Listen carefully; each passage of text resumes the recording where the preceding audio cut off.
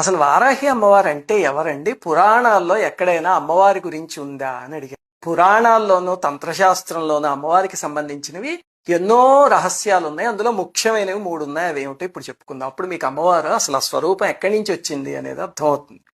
అన్నిటికన్నా ముఖ్యమైనది ఏమిటంటే బ్రహ్మాండ పురాణంలో లలితోపాఖ్యానము అని ఉందంటే లలితాదేవి చరిత్ర. మనం లలితా సహస్రనామంలో చదువుకునేది అమ్మవారి చరిత్రే కదా. ఆ అమ్మవారు భండాసురుడు అనే రాక్షసుణ్ణి నాశనం చేయడానికి ఆవిర్భవించారు. అమ్మలందరికీ మూలపుటమ్మ. అయితే దేవతలందరూ అమ్మ మేము కూడా మీకు సహకరిస్తాము అంటే, నాయన మీరు సహకరించలేరు, మీరెవరూ చేయలేరు ఈ పని, నేను నాలోంచే ఒక సృష్టిని ప్రారంభిస్తాను అని చెప్పి అమ్మవారు తనలోంచి ఒక సృష్టిని చేశారు. అప్పుడు అమ్మవారి హృదయంలోంచి బాలా త్రిపుర సుందరీదేవి పుట్టారు, చిన్న అమ్మవారు. అమ్మవారి బుద్ధిశక్తి నుంచి శ్యామలాదేవి పుట్టారు. అమ్మవారికి, లలితమ్మవారికి నేను అనే ప్రజ్ఞ ఉంటుంది కదా, అహం అని. మనందరం కూడా నేను నేను అంటూ ఉంటాం. అలాగే అమ్మవారి యొక్క అహం అనే ప్రజ్ఞ నుంచి వారాహి అమ్మవారు పుట్టారు.